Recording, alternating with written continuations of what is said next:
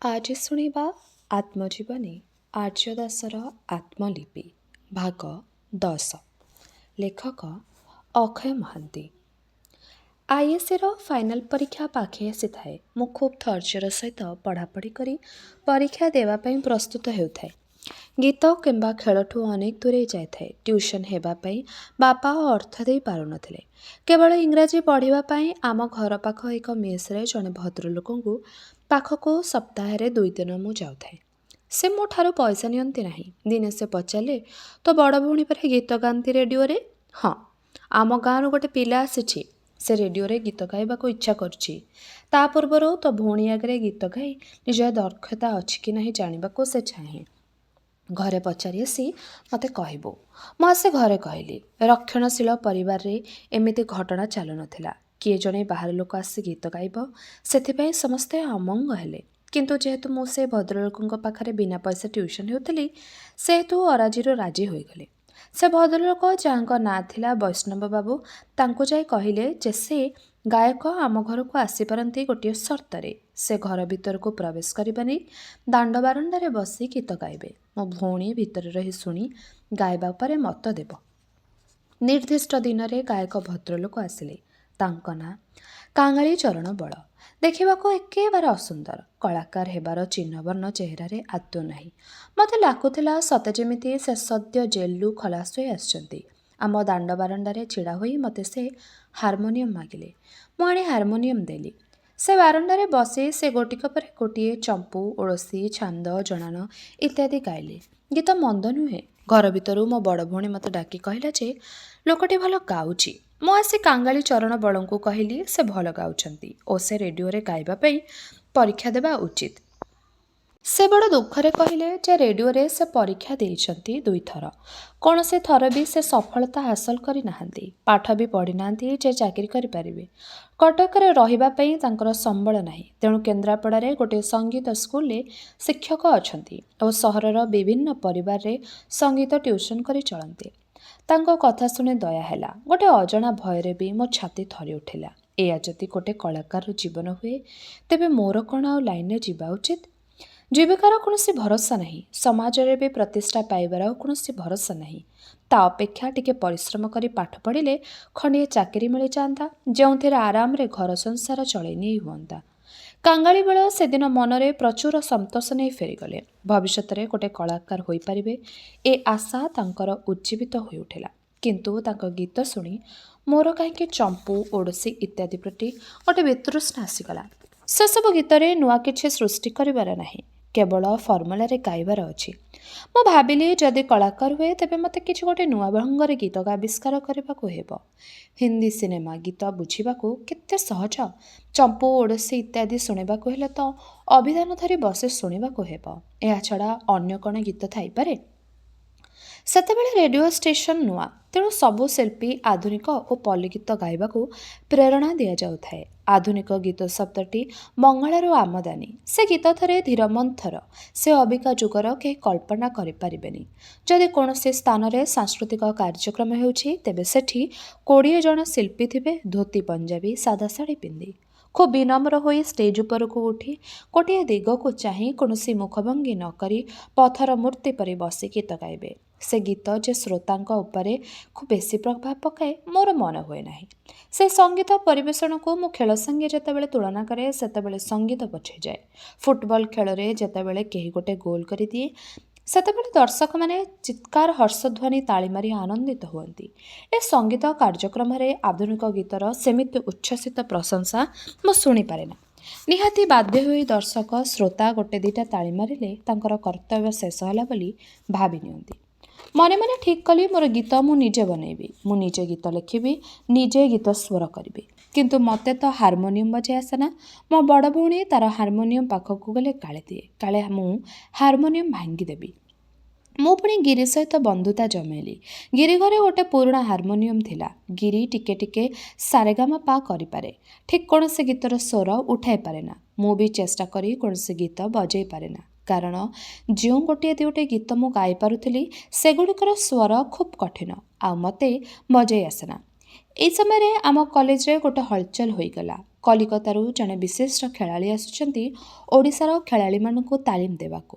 ମୁଁ ଗୀତ କଥା ପାଶୋରି ଦେଇ ଖେଳରେ ପୁଣି ମଜ୍ଜି ରହିଲି।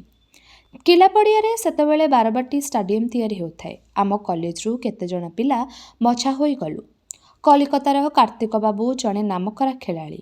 ସେ ଆମମାନଙ୍କୁ ଧାଡ଼ି କରି ଛିଡ଼ା ହେବାକୁ କହିଲେ। ପ୍ରତ୍ୟେକଙ୍କ ନାମ ପଚାରିଲେ। ପ୍ରତ୍ୟେକଙ୍କୁ ତାଙ୍କ ହବି କ'ଣ ବୋଲି ପଚାରିଲେ। ମୁଁ ଯେତେବେଳେ କହିଲି ଯେ ମୋର ହବି ଗୀତ, ସେ ଓ ଧାଡ଼ିରେ ଛିଡ଼ା ହୋଇଥିବା ସବୁ ଖେଳାଳି ହସିବାକୁ ଲାଗିଲେ। ସତେ ଯେମିତି ଖେଳାଳି ପାଇଁ ଗୀତ ଏକ ଗୁରୁତର ପାପ। ମୁଁ ଲଜ୍ଜିତ ହୋଇ ଛିଡ଼ା ହୋଇ ରହିଲି। ଯାହା ବି ହେଉ, 22 ଜଣ ଖେଳାଳିଙ୍କ ମଧ୍ୟରେ ମୁଁ ଖେଳାଳି ଟ୍ରେନିଂ ନେବା ପାଇଁ ନିର୍ବାଚିତ ହୋଇଗଲି। ବାରବାଟୀ ଷ୍ଟାଡିୟମ ନିର୍ମାଣ ହୋଇଥାଏ। କ୍ରିକେଟ ପଡ଼ିଆ ମଧ୍ୟ ସମ୍ପୂର୍ଣ୍ଣ ହୋଇନଥାଏ। ଦିନ ରାତି ମୂଲିଆମାନେ କାମରେ ଲାଗି ପଡ଼ିଥାନ୍ତି। ଆମମାନଙ୍କୁ ଦିନେ ଡକରା ଆସିଲା। ଆମେ ସବୁ ଧଳା ପ୍ୟାଣ୍ଟ ଧଳା ସାର୍ଟ ପିନ୍ଧି ପଡ଼ିଆକୁ ଗଲୁ। କାର୍ତ୍ତିକ ବାବୁ ବଙ୍ଗଳାରେ ବା ଇଂରାଜୀରେ କଥାବାର୍ତ୍ତା କରୁଥାନ୍ତି। ପଡ଼ିଆରେ ଦୁଇ ଦଳ ହୋଇ ଆମେ ଖେଳ ଆରମ୍ଭ କଲୁ। କହିବାକୁ ଗଲେ କେହି ଖେଳ ଜାଣିନଥିଲେ। ଜଣେ ଦୁଇ ଜଣ ଆଙ୍ଗ୍ଲୋ ଇଣ୍ଡିଆନ ଯାହା ଖେଳିପାରୁଥିଲେ। ଆମେ ସମସ୍ତେ ଖାଲି ପାଦରେ ଖେଳୁଥିଲୁ। କ୍ରିକେଟ ଖେଳ ପାଇଁ ଗୋଟିଏ ରକମର ଜୋତା ପିନ୍ଧିବାକୁ ହୁଏ। ସେ ଜୋତା କଟକରେ ମିଳୁନଥାଏ। ତେଣୁ ଧଳା କ୍ୟାନଭାସ ଜୋତା କିଣିବାକୁ ଆମମାନଙ୍କୁ କୁହାଗଲା। ଆସନ୍ତାକାଲି ସମସ୍ତଙ୍କୁ ଜୋତା ପିନ୍ଧି ଆସିବାକୁ କହିଲେ ମିଷ୍ଟର ହାଇଡ୍। ସେ ଜଣେ ଆଙ୍ଗ୍ଲୋ ଇଣ୍ଡିଆନ ପୁଲିସ ଅଫିସର ଏବଂ ଭାରି କଡ଼ା ଲୋକ। ସେଦିନ ଥିଲା ମାସର 28 ତାରିଖ। ମୁଁ ଜାଣେ ବାପାଙ୍କ ପାଖରେ ଟଙ୍କା ନଥିବ। ବୋଉକୁ ମାଗିବାର ସାହସ ନାହିଁ। ଭଉଣୀମାନେ ମଧ୍ୟ କେ ଟଙ୍କା ଦେଲେନି। ସକାଳୁ ସାଇକେଲ ମାରି ଭିକି ପାଖକୁ ଗଲି। ତା ପାଖରେ ମଧ୍ୟ ଟଙ୍କା ନାହିଁ। ଦିନ 3ଟା ପର୍ଯ୍ୟନ୍ତ 5ଟା ଟଙ୍କା ପାଇଁ ମୁଁ ସାରା କଟକ ବୁଲି ଆସିଲି। ମୋର ଦୁର୍ଭାଗ୍ୟକୁ କେଉଁଠି ହେଲେ ପାଇଲିନି। 4ଟା ବେଳକୁ ଫୁଲ୍ ସୁ ପିନ୍ଧି ପଡ଼ିଆକୁ ଗଲି। ପଡ଼ିଆରେ ଖେଳ ଆରମ୍ଭ ହେଲା। ମଝିରେ ମିଷ୍ଟର ହାଇଡ୍ ହଠାତ୍ ମୋତେ ଡକେଇ ପଠାଇଲେ। କାନଭାସ ଜୋତା ପିନ୍ଧି ନ ଆସିଥିବାରୁ ଅନେକ ଗାଳିଗୁଲଜ କଲେ। ମୋତେ ପଡ଼ିଆରୁ ବାହାର କରିଦେଲେ। ଗୋଟିଏ ବିଫଳ ସ୍ୱପ୍ନର ଶିକାର ହୋଇ ମୁଁ ଅତ୍ୟନ୍ତ ଲଜ୍ଜିତ ଅବସ୍ଥାରେ ପଡ଼ିଆରୁ ବାହାରି ଆସିଲି। ମୋର ଖେଳ ଦେଖି କାର୍ତ୍ତିକ ବାବୁ ଏ ଦିଗରେ ମୋର ଭବିଷ୍ୟତ ଅଛି ବୋଲି କହୁଥିଲେ। ସେ ଆସି ହାଇଡ୍ ସାହେବଙ୍କୁ ଅନୁରୋଧ କଲେ ଯେ ମୋତେ ଚମଡ଼ା ଜୋତା ପିନ୍ଧି ଖେଳିବାକୁ ଦିଆଯାଉ। କିନ୍ତୁ ହାଇଡ୍ ସାହେବ ଇଂରାଜୀରେ କହିଲେ, this is game of the Lord's, not commons. ସେ କଥାପଦକ ମୋର ସେଠି ରହିବାର ଆବଶ୍ୟକତା ନଥିଲା। ଏ ଖେଳ କେବଳ ବଡ଼ ଲୋକମାନେ ଖେଳିପାରିବେ। ସାଧାରଣ ଲୋକମାନେ ଏ ଖେଳ ଖେଳିବାକୁ ଅଯୋଗ୍ୟ। ମୋ ହୃଦୟକୁ ବାଧୁଥିଲା। ପଡ଼ିଆରୁ ଫେରି ମହାନଦୀ କୂଳରେ ଅନେକ ସମୟ ଧରି ବସିଲି। ତାପରେ ଘରକୁ ଫେରି ଆସିଲି। ମୁହଁ ସଞ୍ଜ ବେଳକୁ ପ୍ରାୟ ମୁଁ ଫେରେ ଘରକୁ। ସମସ୍ତେ ମୋତେ ଅବେଳରେ ଫେରିଥିବାର ଦେଖି ପ୍ରଶ୍ନ କଲେ ପ୍ରଶ୍ନ ଉପରେ ପ୍ରଶ୍ନ। ମୁଁ କିଛି ଜବାବ ଦେଉନଥାଏ। ମୁହଁ ମୋର କଳା ପଡ଼ି ଯାଇଥାଏ। ମୁଁ କାହାକୁ କିଛି ନ କହି ପଡ଼ାଘରକୁ ଯାଇ ଗପ ବହି ପଢ଼ିବାକୁ ଚେଷ୍ଟା କଲି। ନା, ସେଥିରେ ମଧ୍ୟ ଶାନ୍ତି ନାହିଁ। ସେଇ ଘରେ ମୋ ବଡ଼ ଭଉଣୀର ହାରମୋନିୟମ ଥୁଆ ହୋଇଥାଏ। ସେଇଟା ଟାଣି ଆଣି ହଠାତ୍ ଆରମ୍ଭ କଲି ଗୋଟେ ହିନ୍ଦୀ ସିନେମାର ଗୀତ ଆୱାରା ହୁଁ ଏବଂ ଅଳ୍ପ ସମୟ ମଧ୍ୟରେ ସେ ଗୀତଟା ସମ୍ପୂର୍ଣ୍ଣ ରୂପେ ହାରମୋନିୟମରେ ବଜାଇ ଦେଲି। ମୋ ଭଉଣୀ ଆସି ଆଶ୍ଚର୍ଯ୍ୟ ହୋଇଗଲା। ମୋତେ ପଚାରିଲା, ତୁ କାହାଠାରୁ ଶିଖୁଛୁ କି? ମୁଁ କହିଲି ଯେ ପ୍ରଥମ ଥର ପାଇଁ ହାରମୋନିୟମର ଗୀତର ସୁର ବଜାଉଛି। ସେ ବିଶେଷ କିଛି ପଚାରିଲା ନାହିଁ କି ତା ହାରମୋନିୟମରେ କାହିଁକି ଛୁଉଁଛୁ ସେ ବିଷୟରେ ବାପାଙ୍କୁ ଆଉ ବୋଉଙ୍କୁ ଅଭିଯୋଗ କଲା ନାହିଁ। ମୁଁ ବଜାଇ ଚାଲିଲି। ଖେଳରେ ସିନା ଜଣେ ଧାଇଁସ ଧାଇଁସ ହୋଇଯିବ, କିନ୍ତୁ ହାରମୋନିୟମ ବଜାଇବାରେ ପରିଶ୍ରମ କ'ଣ? କେବଳ ବୁଦ୍ଧି ଆଉ କାନ ତୀକ୍ଷ୍ଣ ହେବା ଦରକାର। ମୁଁ ଯେଉଁ ସବୁ ଗୀତ ବଜାରରେ ରେଡ଼ିଓରେ ଶୁଣେ ସବୁ ଗୀତ ବଜାଇବାକୁ ଚେଷ୍ଟା କଲି ଓ ବଜାଇ ପାରିଲି। ଠିକ୍ ମୁହଁ ସଞ୍ଜ ବେଳକୁ ଭିକି ଆସି ପହଞ୍ଚିଲା 5 ଟଙ୍କା ନେଇ। ମୁଁ ତାକୁ ଫେରେଇ ଦେଲି। ସେ ବି ମୋ ହାରମୋନିୟମ ବଜାଇବା ଦେଖି ଆଶ୍ଚର୍ଯ୍ୟ ହୋଇଗଲା। ମନ୍ତବ୍ୟ ଦେଲା, ଯାହା ହୋଇଛି ଭଲ ହୋଇଛି। ମୁଁ କେତେ ଚଞ୍ଚଳ ହାରମୋନିୟମ ବଜାଇ ଶିଖିଥିଲି ତା କେହି ଅନୁମାନ କରିପାରିବେନି। ସେ ବର୍ଷ ଖରା ଛୁଟିରେ ମୁଁ ହାରମୋନିୟମ ପୁରା ପେସାଦାର ଶିଳ୍ପୀ ପରି ବଜାଇବାକୁ ଲାଗିଲି। କେବଳ ଗୋଟିଏ ଅସୁବିଧା ମୋର ଥିଲା ଯେ ମୁଁ ବଜାଇଲା ବେଳେ ନିଜେ ଗାଇପାରେ ନା। କେତେବେଳେ ମୋ ଅଙ୍ଗୁଳି ପରଦାରେ ଅଟକିଯାଏ ତ କେତେବେଳେ ମୋ ଗାଇବା ଅଟକିଯାଏ। ଗୀତ ସବୁ ବେତାଳ ହୋଇଯାଏ। ଆମ ଘରକୁ ଯେଉଁ ଗୀତ ସାର୍ ଆସୁଥିଲେ ଭଉଣୀକୁ ଶିଖାଇବା ପାଇଁ ତାଙ୍କୁ ଦିନେ ଏହାର କାରଣ ପଚାରିଲି। ସେ ମୋତେ ଜଣେ ତବଲା ବାଦକ ସହିତ ଅଭ୍ୟାସ କରିବାକୁ କହିଲେ। ସେତେବେଳେ କଟକରେ ଗଣିଲା ପରି 5-6 ଜଣ ତବଲା ବାଦକ। ସେମାନେ ସମସ୍ତେ ମୋ ଠାରୁ ବହୁତ ବଡ଼। ରେଡ଼ିଓ ଷ୍ଟେସନରେ ଚାକିରି କରନ୍ତି। ତାଙ୍କୁ ଅନୁରୋଧ କରିବାକୁ ସାହସ ହେଲା ନାହିଁ। ଚୁପଚାପ ରହିଲି। ତାପରେ ଗୋଟେ ଉପାୟ ଦିଶିଲା। ଟେବୁଲ ଉପରେ ହାତ ବାଢ଼ି ଗାଇଲି। ସେଥିରେ ଗୀତ ସିନା ତାଳରେ ଗାଇପାରିଲି, ହାରମୋନିୟମ ବଜାଇବା ହେଲା ନାହିଁ। ଭିକି ସହିତ ଆଲୋଚନା ହେଲା, ଫଳ କିଛି ହେଲା ନାହିଁ। 2-3 ମାସ କଟିଗଲା। ସେଦିନ ବାଲିଯାତ୍ରା। ଭିକି ଓ ମୁଁ ଦୁହେଁ ସଜବାଜ ହୋଇ ବାଲିଯାତ୍ରା ପଡ଼ିଆ ଆଡ଼େ ବାହାରିଲୁ। ସେତେବେଳେ ଗୋଟେ ଅଭ୍ୟାସ ହୋଇଯାଇଥାଏ ଯେ ଯାହା ହେଉନା କାହିଁକି କଲେଜ ଗେଟ୍ ପାଖରେ ସନ୍ଧ୍ୟାବେଳେ ଆଡ୍ଡା ମାରିବାକୁ। ହଠାତ୍ ଗିରି ଆସି ସାଇକେଲରେ ପହଞ୍ଚିଲା। ସେ ମାତ୍ର ବାଲିଯାତ୍ରା ଯିବାକୁ ବାହାରିଥିଲା। କହିଲା, ତମେମାନେ ଶୁଣି ଖୁସି ହେବ ଯେ ମୁଁ ବମ୍ବେ ଯାଉଛି। ଆମେ ଦେହ ପଚାରିଲୁ, କାହିଁକି? ବୁଲିବାକୁ? ନା, ଫିଲ୍ମରେ ମିଶିବାକୁ। ଘରେ ତୋତେ ଛାଡ଼ିବେ? କାଲି ରାତିରେ ତ ଘରେ ଆଲୋଚନା ହୋଇ ମୋତେ ପରମିଶନ ଦିଆଯାଇଛି। ଗିରି ତା ଅଭିନୟ ଉପରେ ଖୁବ୍ ବିଶ୍ୱାସ ରଖିଥିଲା, କିନ୍ତୁ ମୋର ତା ପ୍ରତିଭା ପ୍ରତି ଆତ୍ମବିଶ୍ୱାସ ନଥିଲା। ଯାହା ହେଉ, ସେ କଥା କହିକି ମତାମତ ଦେଇ ନା ମନ ଖରାପ କରିବା ଉଚିତ ନୁହଁ। ମୁଁ ପଚାରିଲି, ଟଙ୍କା? ବାପା ଦେବେ। ସେଇଠି ରହିବୁ କେଉଁଠି? ମୋର ଜଣେ ସାଙ୍ଗ ଅଛି। ସେତେବେଳେ ଉଇଁ ଆସୁଥିଲା କାର୍ତ୍ତିକ ପୂର୍ଣ୍ଣିମାର ଜହ୍ନ। ଭିକି ଜହ୍ନ ଆଡ଼କୁ ଚାହିଁ ଆମ ଗପସପ ଶୁଣୁଥାଏ। ହଠାତ୍ ଭାବପ୍ରବଣ ହୋଇ କହିଲା, ଗିରି, ମୁଁ ବି ଯିବି। ମୁଁ କହିଲି, ଧେତ୍, ଆଉ ଗୋଟେ ସପ୍ତାହ ପରେ ଟେଷ୍ଟ ପରୀକ୍ଷା। ମାର୍ଗୋଲି ଟେଷ୍ଟକୁ? ଭିକିର ଚେହେରା ଗିରିଠାରେ ଯଥେଷ୍ଟ ସୁନ୍ଦର। ମୁଁ ଆଶା କଲି ଯେ ଭିକି କିଛି କରିପାରେ ବମ୍ବେରେ। ତା ଛଡ଼ା ନିଷ୍ପତ୍ତି ତାର, ମୁଁ କହିବାକୁ କିଏ? ଭିକି ପଚାରିଲି, ତୁ ଆମ ସାଙ୍ଗରେ ଚାଲୁନୁ, ଗୀତ ଲାଇନରେ ଚେଷ୍ଟା କରିବୁ। ଭାଇ, ମୋ ବାପା ମାଙ୍କର ଗୋଟିଏ ପୁଅ। ମୁଁ ଗଲା ପରେ ହୁଲିଆ ଜାରି କରିଦେବେ। ଭିକି କହିଲା, ମୁଁ କ'ଣ ଗୋଟେ ପୁଅ ନୁହେଁ? ଏମିତି ଘଣ୍ଟା ଘଣ୍ଟା ଧରି ଆଲୋଚନା ଚାଲିଲା। ଗିରିର ଆତ୍ମବିଶ୍ୱାସ ଖୁବ୍ ଥାଏ। ସେ ଭାବୁଥାଏ ଯେ ତା ଚେହେରା ଦେଖିବା ମାତ୍ରେ ତାକୁ ସିନେମାରେ ହିରୋ କରି ପକାଇବେ। ତା ଆତ୍ମବିଶ୍ୱାସ ଦେଖି ଭିକିର ମଧ୍ୟ ଆତ୍ମବିଶ୍ୱାସ ବଢ଼ିଗଲା। ଶେଷରେ ଠିକ୍ ହେଲା ଯେ ଗିରି ଆଗ ଯିବ। ସେଠି ନିଜେ ଚାକିରି କଲା ପରେ ଭିକି ପାଇଁ ଗୋଟେ ଚାକିରି ଯୋଗାଡ଼ କରି ଚିଠି ଦେବ।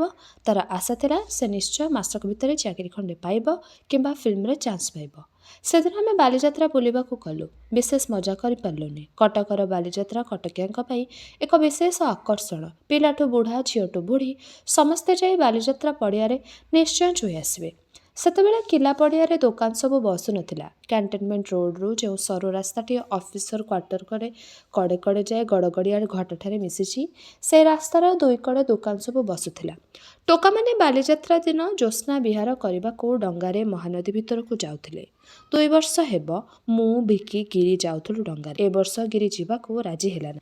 ତା ସ୍ୱପ୍ନରେ କେବଳ ବମ୍ବେ ମାରାଇନ୍ ଡ୍ରାଇଭ୍ ଦିଶୁଥିଲା। ଗିରି ଖୁବ୍ ଚଞ୍ଚଳ ଘରକୁ ଫେରି ଆସିଲା। ମୁଁ ଓ ଭିକି ଆଉ ବାଲିଯାତ୍ରା ନ ପାଇ ଘରକୁ ଫେରି ଆସିଲୁ। ଘରେ ଆସି ସମସ୍ତଙ୍କୁ ଏ ଖବର କହିଲି। କାହାର ଉତ୍ସାହ ଦେଖିଲି ନାହିଁ। ଫିଲ୍ମରେ ଅଭିନୟ କରିବାଟା ଯେମିତି ଗୋଟେ ଗୁରୁତର ଅପରାଧ। ସମସ୍ତେ ନାକ ଟେକିଲେ। ତେଣୁ ସେ ବିଷୟରେ ଆଲୋଚନା ନ କରି ବାରଣ୍ଡା ଉପରେ ଥିବା ଗୋଟେ କାଠ ବେଞ୍ଚ ଉପରେ ଶୋଇ ମୁଁ ଜହ୍ନକୁ ଚାହିଁଲି। ନା, ମୁଁ କଟକ ଆଦୌ ଛାଡ଼ିପାରିବିନି। ମୋତେ ଯଦି ଘରେ ଅନୁମତି ଦିଅନ୍ତି, ତଥାପି ବି ନୁହେଁ। କାରଣ କଟକ ସହିତ ମୋର ସ୍ମୃତି ଗଭୀର ଭାବରେ ଜଡ଼ିତ। ହୁଏତ ପୁଣି ଥରେ ଶିଲା ଫେରି ଆସିପାରେ। ଆଉ ଯଦି ଆସି ଦେଖିବ ଆମ୍ବ ଗଛ ମୂଳେ ମୁଁ ଗୀତ ଗାଉନାହିଁ, ତେବେ ତାର କେତେ ମନ କଷ୍ଟ ନ ହେବ? ନା, ମୁଁ ଶିଲାକୁ ଅପେକ୍ଷା କରିବି। ତା ବାପାର ଦିନେ ନା ଦିନେ ବଦଳି ହେବ। ଅନ୍ତତଃ ଥରେ ତ ତା ସହିତ କଥାବାର୍ତ୍ତା ମୁଁ କରିପାରିବି। ଏଇଟା ମୋ ଜୀବନର ଭୁଲ କିମ୍ବା ଠିକ୍, ମୁଁ ଏ ପର୍ଯ୍ୟନ୍ତ ସିଦ୍ଧାନ୍ତ ଗ୍ରହଣ କରିପାରିନି। ଗିରି ଓ ଭିକି ମରିଚିକା ପଛରେ ଧାଇଁଛନ୍ତି ନିଶ୍ଚୟ। ମୁଁ ବି ତ ମରିଚିକା ପଛରେ ଧାଇଁଛି। ପ୍ରଭେଦ ଏତିକି, ସେମାନେ କୌଣସି ମରୁଭୂମିକୁ ଯାଉଛନ୍ତି ଏକ ମରିଚିକାର ସନ୍ଧାନରେ, ଆଉ ମୁଁ ଜୀବନକୁ ଏକ ମରୁଭୂମି କରିଦେଇଛି। ଗିରି ବମ୍ବେ ଚାଲିଗଲା। ଆମେ ତାକୁ ବିଦାୟ ଦେବାକୁ ଷ୍ଟେସନକୁ ଗଲୁ। ଆମକୁ ଛାଡ଼ି ଚାଲିଯାଉଛି ବୋଲି ତା ମନରେ ଟିକେ ଦୁଃଖ ନଥିଲା। ତା ଆଗରେ ଏକ ସ୍ୱପ୍ନର ସଂସାର, ତାର ବିରାଟ ଭବିଷ୍ୟତ। ପଛକୁ ଅନେଇବାକୁ ତାର ସମୟ ନାହିଁ। ଭିକୁକୁ କଥା ଦେଇଗଲା ଯେ ସେ ମାସକ ଭିତରେ ତା ପାଇଁ ଗୋଟେ ଚାକିରି ଯୋଗାଡ଼ କରିଦେବ। ଭିକି ଓ ମୁଁ ରେଳ ଷ୍ଟେସନରୁ ସାଇକେଲରେ ଫେରି ଆସିଲୁ। ବାଟରେ ଅନେକ ସମୟ ଧରି ନୀରବ ରହିଲୁ। ବଜାର ଭିଡ଼ ଥିଲା, ତେଣୁ ସାଇକେଲ ଚଳାଇବାରେ ମନ ଦେଇ ଆମେ ଚୁପଚାପ ଚାଲିଥିଲୁ। ରାସ୍ତା ଟିକେ ନିରୋଳା ହେଲା ପରେ ଭିକି ପ୍ରଥମେ କଥା ଆରମ୍ଭ କଲା। ତୁ ଭାବୁଛୁ ଗିରି ଫିଲ୍ମରେ ଚାନ୍ସ ପାଇବ? ମୁଁ ତା କଥା ଭାବୁନି, ବରଂ ତୋ କଥା ଭାବୁଛି। ତୁ ହଠାତ୍ ଏମିତି ଗୋଟେ ନିଷ୍ପତ୍ତି ନେବା ଠିକ୍ ହୋଇଛି? ଆଉ କ'ଣ କରନ୍ତି? ସିନେମାରେ ହିରୋ ହେବା ମୋର ସ୍ୱପ୍ନ। କିନ୍ତୁ ଏଣେ ଯେ ଟେଷ୍ଟ ପରୀକ୍ଷା, ମୁଁ ପରୀକ୍ଷା ଡ୍ରପ୍ କରିବି। ଘରେ କିଛି କହିବିନି। ଆଉ ଖବରଦାର, ତୁ ବି କିଛି କହିବୁନୁ।